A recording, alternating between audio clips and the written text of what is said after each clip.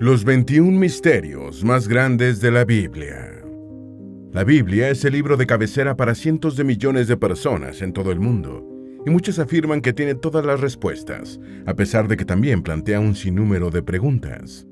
Vistos de cerca, la Biblia hebrea y el Antiguo y el Nuevo Testamento, cristianos, contienen un torbellino de misterios lo bastante complejos, como para provocar pesadillas, incluyendo a Dan Brown, autor del polémico libro del Código Da Vinci. Mucha gente esperaría que cuando le anuncien el fin del mundo le digan también la fecha, pero la Biblia dice lo primero pero no lo segundo, señalando que solo Dios lo sabe. Los textos bíblicos hablan también de criaturas monstruosas y de seres humanos gigantescos que no se sabe con mucha precisión qué eran ni cuál fue su destino final. Vamos a dedicar este video a los misterios más fascinantes de la Biblia, un libro que contiene muchos en sus más de 750,000 palabras. Antes de meternos a fondo, no te olvides de suscribirte en nuestro canal y activar las notificaciones para mantenerte al día con nuestras actualizaciones.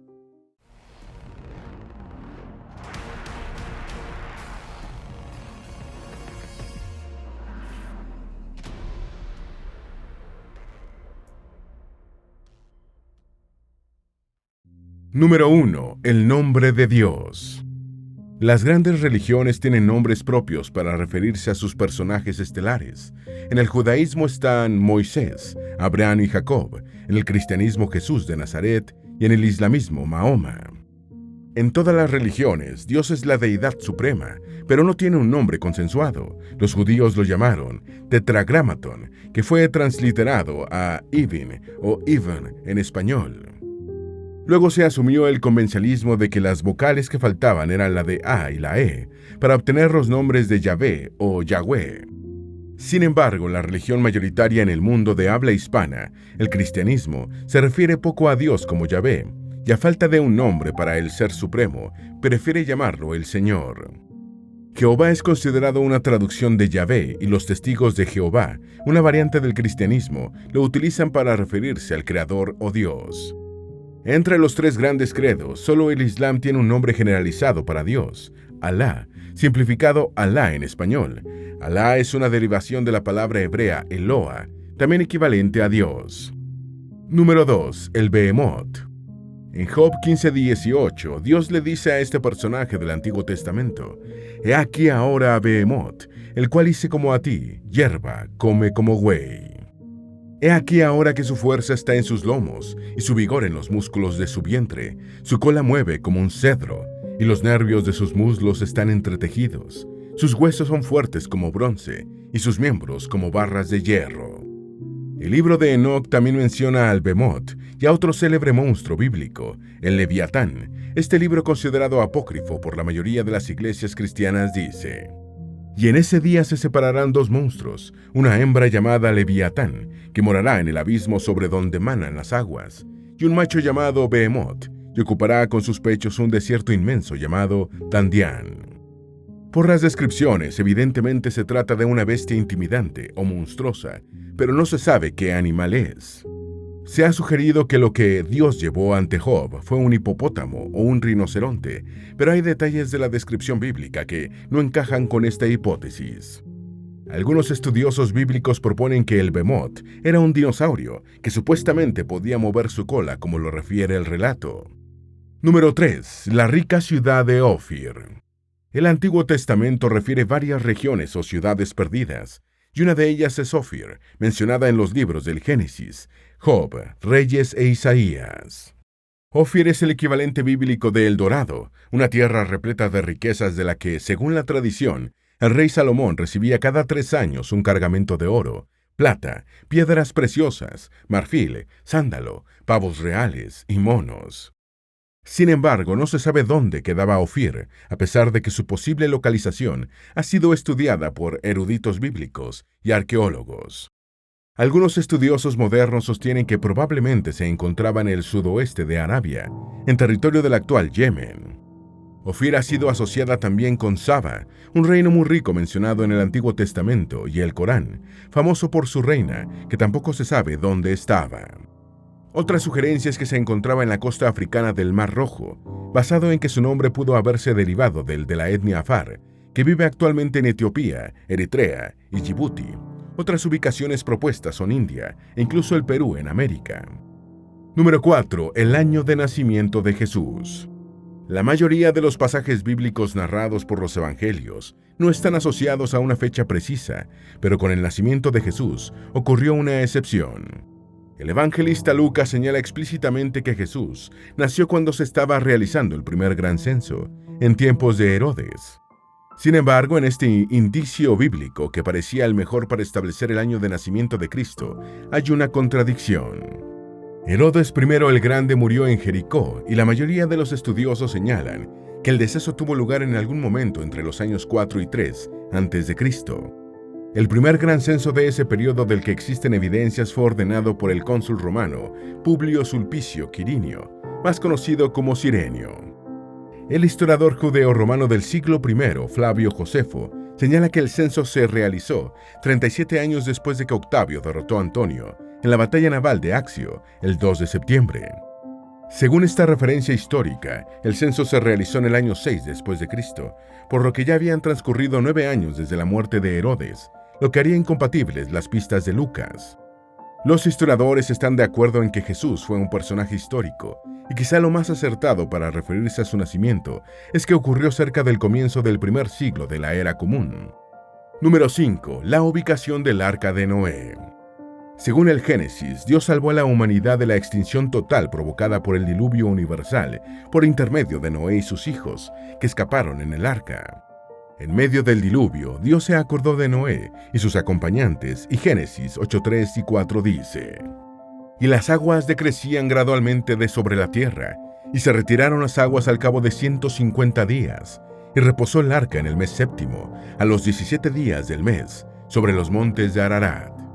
El monte Ararat, el más alto de Turquía, con 5.137 metros sobre el nivel del mar, es el lugar señalado por la tradición judía, cristiana e islámica como el de la llegada del Arca de Noé.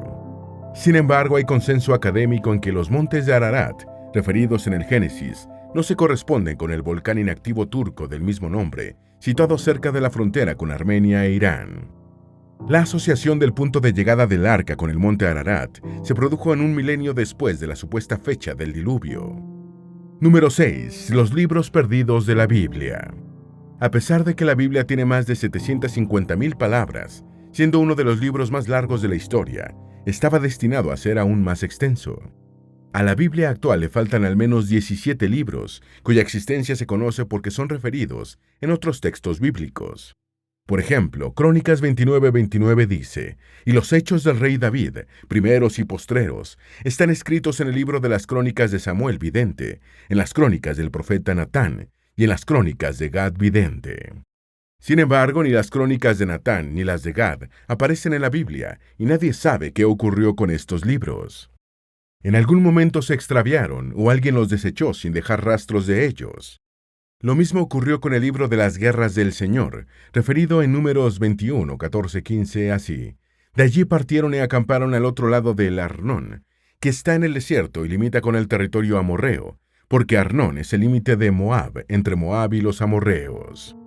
Por eso el libro de las guerras del Señor dice lo que hizo en el Mar Rojo y en los arroyos de Arnón. Número 7. Las identidades de Gog y Magog. A pesar de que se trata de dos nombres bíblicos sonoros, dignos de dar título a un drama o a una comedia, existen contradicciones sobre qué representaban estas denominaciones. En Ezequiel, Gog es un príncipe y Magog una tierra. Ezequiel 38:2-3 dice: «Vino a mi palabra de Jehová, diciendo: Hijo de hombre, pon tu rostro contra Gog en tierra de Magog, príncipe soberano de Mesec y Tubal, y profetiza contra él, y di: Así ha dicho Jehová el Señor, he aquí, yo estoy contra ti, oh Gog, príncipe soberano de Mesec y Tubal». En el Apocalipsis, Gog y Magog son dos naciones que se alinean con Satanás para la próxima batalla final. Gog ha sido asociado con Giges, rey lidio entre aproximadamente los años 680 y 640 a.C., considerado el fundador de Lidia. Gog y Magog también han sido relacionados con los hunos, los magiares y los musulmanes. Número 8. Los años perdidos de Jesús. Pocas vidas de personajes históricos han sido tan minuciosamente estudiadas como las de Jesús de Nazaret, objeto de análisis, exégesis y reinterpretaciones por infinidad de eruditos. Sin embargo, aceptando que vivió 33 años, que es su edad más referida, no se sabe nada sobre más de la mitad del tiempo de vida de Jesús, ya que ningún escrito bíblico o antiguo refiere qué hizo entre los 12 y los 30 años. Este periodo es comúnmente llamado los años perdidos y la vida oculta de Jesús. Los evangelios narran el nacimiento de Jesús y hacen algunas reseñas sobre su infancia, y luego saltan a la época en la que, ya como un hombre adulto, realiza su prédica y vive su pasión, dejando en blanco su adolescencia y juventud. El vacío de información es tan evidente y significativo que ha motivado la escritura de cientos de libros en los que sus autores especulan con sus teorías favoritas. Muchos cristianos suponen que simplemente vivió en Nazaret durante ese tiempo, pero hay autores que postulan que visitó Inglaterra y que incluso se tomó una especie de año sabático en el que desapareció en India. Número 9. El lugar de la crucifixión de Jesús. El episodio capital del Nuevo Testamento es la crucifixión de Jesús, cuya muerte por este método de ejecución es avalado por la historia. Incluso es señalado como el episodio más importante en la historia de la humanidad, y de hecho, constituye un parteaguas de la cronología mundial en antes de Cristo y después de Cristo. Pero siendo la crucifixión de Jesús tan importante, incluso para los irreligiosos y los fieles de otras religiones, no se sabe exactamente dónde ocurrió un acontecimiento tan trascendental. La Biblia señala explícitamente que tuvo lugar en el Gólgota, una colina de las afueras de Jerusalén, precisión en la que los 4 evangelistas coincidieron. El nombre Gólgota probablemente deriva de una palabra hebrea que significa calavera, posiblemente haciendo alusión a la cantidad de cráneos de personas crucificadas que se acumulaban en la colina. Sin embargo, todos los lugares señalados como el de la crucifixión de Jesús son conjeturales, incluyendo el sitio donde se encuentra la iglesia del Santo Sepulcro en la ciudad vieja de Jerusalén. Número 10. El nombre de la bruja de Endor. La bruja de Endor es la medium y adivina más importante de la antigüedad bíblica, tras advertir al rey Saúl que perdería la vida en una batalla que estaba a punto de librar contra los filisteos. El rey israelita la consultó por sus grandes poderes, no obstante que había prohibido la práctica en la brujería y la adivinación en su reino, delitos que eran castigados con la muerte.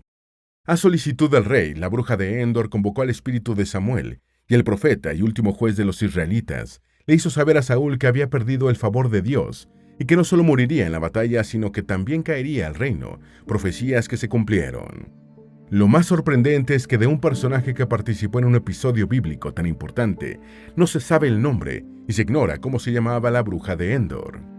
El libro de Antigüedades Bíblicas señala que quizás era Sedecla, hija de un sacerdote de Madián. Número 11. La ubicación del jardín del Edén. Génesis 2:8 señala, y Jehová Dios plantó un huerto en Edén, al oriente, y puso allí al hombre que había formado. La Biblia solo dice que el Edén estaba en oriente y que era regado por un río de 4 brazos. Génesis 2:10-14 da algunos detalles. Y salía de Edén un río para regar el huerto, y de allí se repartía en 4 brazos. El nombre del uno era Pisón. Este es el que rodea toda la tierra de Javila, donde hay oro, y el oro de aquella tierra es bueno. Hay allí también bedelio y ónice. El nombre del segundo río es Gihón. Este es el que rodea toda la tierra de Cus, y el nombre del tercer río es Hiddekel. Este es el que va al oriente de Asiria, y el cuarto río es el Éufrates. Estas son las principales pistas para ubicar dónde estaba el hermoso lugar del que Dios expulsó a Adán y a Eva por comer el fruto del árbol prohibido. Hiddekel es un nombre antiguo del Tigris que, junto con el Éufrates, son los 2 ríos más importantes de Mesopotamia, por lo que una de las localizaciones probables para el Edén o paraíso terrenal es esta región histórica del cercano oriente. De los otros 2 ríos mencionados en el Génesis, el Pisón y el Gihón, no se sabe con certeza cuáles son, suponiendo que existían. Número 12. El Leviatán. Otro animal monstruoso mencionado en la Biblia es el Leviatán, que Job 41:18-21 describe así. Con sus estornudos enciende lumbre, y sus ojos son como los párpados del alba. De su boca salen hachones de fuego, centellas de fuego proceden, de sus narices sale humo, como de una olla o caldero que hierve, su aliento enciende los carbones, y de su boca sale llama.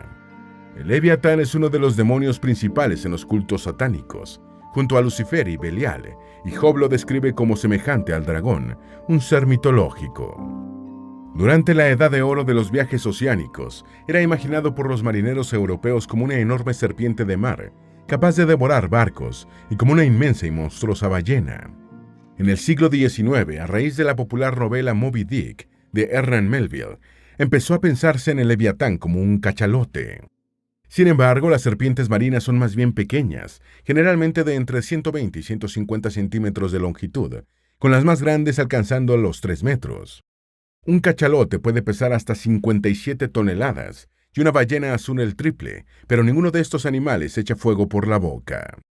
Número 13. El destino de los gigantes. Génesis 6:4 dice: Y había gigantes en la tierra en aquellos días, y también después, cuando los hijos de Dios se unieron a las hijas de los hombres, y ellas les dieron a luz hijos. Estos son los héroes de la antigüedad, hombres de renombre. Estos gigantes híbridos, llamados Nefilim en la Biblia, fueron engendrados en tiempos de Noé mediante la unión antinatural de los ángeles malvados con mujeres humanas, y se habrían extinguido durante el diluvio universal, aunque los textos bíblicos no contienen precisiones sobre su destino. Los Nefilim no son los únicos seres gigantescos y misteriosos referidos en la Biblia. Unos espías enviados por Moisés a la tierra de Canaán regresaron con la historia de haberse topado con unos gigantes frente a los cuales parecían del tamaño de un saltamontes. El libro de los Números 13, 32, 33 señala: Y hablaron mal entre los hijos de Israel, de la tierra que habían reconocido, diciendo: La tierra por donde pasamos para reconocerla es tierra que traga a sus moradores, y todo el pueblo que vimos en medio de ella son hombres de grande estatura. También vimos allí gigantes, hijos de Anac, raza de los gigantes, y éramos nosotros, a nuestro parecer, como saltamontes, y así les parecíamos a ellos. Número 14. Las edades de los personajes bíblicos. La Biblia afirma que Enós, hijo de Set y nieto de Adán y Eva, vivió 905 años. Kenán, hijo de Enós, superó a su padre por 5 años, alcanzando 910 primaveras. Set, el hijo que tuvieron Adán y Eva después de que Caín asesinó a Abel, se fue hasta los 912 años. A pesar de que lo expulsaron del jardín del Edén para tener que vivir entre las penurias de los demás humanos, el Antiguo Testamento señala que Adán vivió 930 años. A Noé el diluvio lo pilló con 600 años y después sumó otros 350 para terminar con 950 años. En su momento, Yared batió la marca de longevidad bíblica con 962 años. Recuerda el que lo despojó su nieto Matusalén, quien con 969 años tiene la máxima edad de la Biblia. ¿Por qué los personajes bíblicos son tan increíblemente longevos? Una explicación es que sus edades no están expresadas en años solares, sino en ciclos lunares. Con este criterio, los 969 ciclos lunares de Matusalén representarían 74 años solares, una edad más creíble. Otra hipótesis es que las edades son relativas y se asignaron para hacer compatibles una serie de relatos de origen diverso que después terminaron conformando la Biblia. Tampoco falta la teoría de que la larga vida se debía a la dieta vegetariana. Número 15. El destino de las tribus perdidas de Israel. De acuerdo con la Biblia hebrea y el Antiguo Testamento, 10 hijos y 2 nietos del patriarca Jacob fundaron las 12 tribus que dieron origen al pueblo de Israel. De esta docena de tribus, 10 fueron desterradas por los asirios en el año 722 a.C., hacia la Alta Mesopotamia, más allá del Éufrates, y no se supo más de ellas. Desde entonces, el misterio de las tribus perdidas de Israel ha fascinado a los investigadores y al público en general, y en el transcurso del tiempo han aparecido comunidades e individuos que dicen ser sus descendientes, algunos para tratar de conseguir el pasaporte israelí. Entre los lugares que se han postulado como el destino de las tribus perdidas están Irán, Etiopía, Nigeria, India, Afganistán, China, Japón e incluso América. Muchos creen que la reaparición y el reencuentro de las tribus perdidas se producirá antes del fin del mundo. Número 16. La fecha del fin del mundo. La Biblia cristiana señala que llegará un momento en el que terminará el gobierno del mundo tal como lo conocemos y comenzará el gobierno terrenal de Cristo. Ese momento, referido como el del fin del mundo, no tiene fecha definida.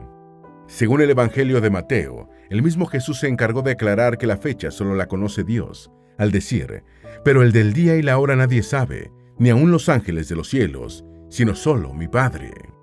A pesar de la advertencia atribuida a Jesús, durante los últimos 1000 años ha habido decenas de profecías, pretendidamente surgidas de interpretaciones de la Biblia, que pronostican la fecha del fin del mundo.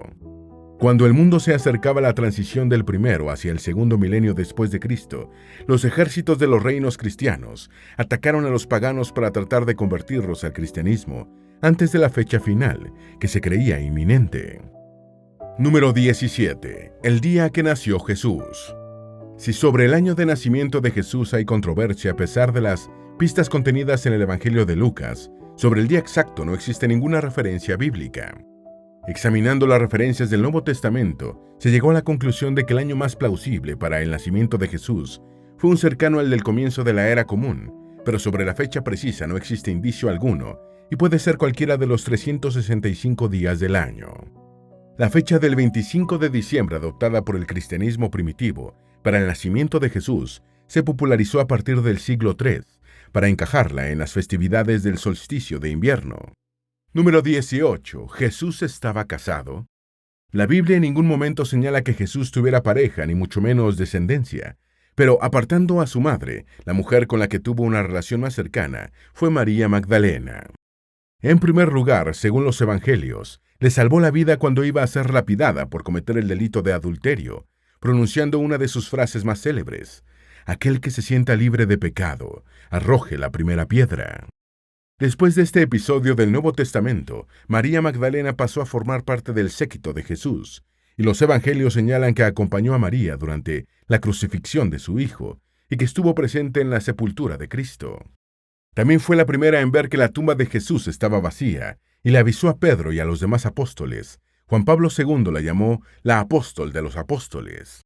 La versión rechazada por el cristianismo de que Jesús y María Magdalena fueron pareja y tuvieron descendencia, siendo su estirpe el verdadero Santo Grial, se hizo especialmente conocida después de la publicación de la novela superventas, El Código da Vinci, de Dan Brown. Número 19. El destino del Arca de la Alianza. El Arca de la Alianza, descrita en el libro del Éxodo con las dimensiones y especificaciones precisas que Dios le dio a Moisés para su construcción, era un cofre de madera enchapado en oro en el que los israelitas guardaban las tablas de la ley con los 10 mandamientos y otros objetos sagrados. Según los relatos bíblicos, fue tomada como botín por los filisteos, pero estos la devolvieron a los judíos en un carro tirado por una vaca y acompañada de ofrendas de oro, después de que se convencieron de que su posesión estaba ocasionando una serie de calamidades. Saúl aparentemente la llevó consigo durante su campaña contra los filisteos, David la trasladó a Sión, y finalmente Salomón la colocó en el Sancta Sanctorum del primer templo de Jerusalén. Cuando el rey caldeo de Babilonia, Nabucodonosor II, destruyó el primer templo en el año 587 a.C., el Arca de la Alianza desapareció y está perdida desde entonces. Número 20. ¿Quién era el faraón del tiempo del Éxodo? Según el libro del Éxodo, Moisés le pidió al faraón que permitiera al pueblo judío abandonar Egipto, pero este se negó y Dios arrojó toda su ira sobre los egipcios, bajo la forma de plagas y calamidades, hasta que el monarca accedió. Pero una vez comenzado el éxodo, el ejército del faraón persiguió a los judíos, y Moisés tuvo que separar las aguas para escapar. Sin embargo, la Biblia no registró el nombre del faraón en cuestión, y los textos egipcios no registran el evento del éxodo judío. Algunos eruditos postulan que el faraón era Ramsés II, mientras que otros proponen a Tutankamón, el popular rey Tut. Número 21. ¿Qué fue del Santo Grial? Según la tradición cristiana, el Santo Grial es la copa, cáliz o recipiente en el que Jesús bebió vino durante la última cena. La versión de que Jesús resucitó se le apareció a José de Arimatea, ordenándole que llevara el Grial a Gran Bretaña. Fue escrita en el siglo XII por el francés Robert de Boron. Posteriormente se añadió la versión de que el cáliz fue utilizado por José de Arimatea para recoger la sangre que provenía de la herida de Jesús crucificado ocasionada por el lanzazo en el costado. Otra historia señala que la copa fue llevada de Tierra Santa a Europa por los caballeros templarios. Un reportaje de la BBC señaló que hay más de 200 lugares en Europa que se atribuyen la posesión del único y auténtico Santo Grial. ¿Cuál de estos misterios bíblicos te ha parecido más fascinante? ¿Podrías añadir alguno más? Esperamos que este video te haya sido útil. Si tienes algo que agregar, por favor, compártelo con nosotros en la sección de comentarios. Dale me gusta a este video y envíale el enlace a tus familiares y a tus mejores amigos para que también sepan más de los 21 misterios más grandes de la Biblia. Si eres nuevo en nuestro canal, no olvides suscribirte. No se te olvide seguirnos en todas nuestras redes sociales, que van a estar aquí abajo en la descripción. Recuerda, un pueblo que no conoce su historia está condenado a repetirla.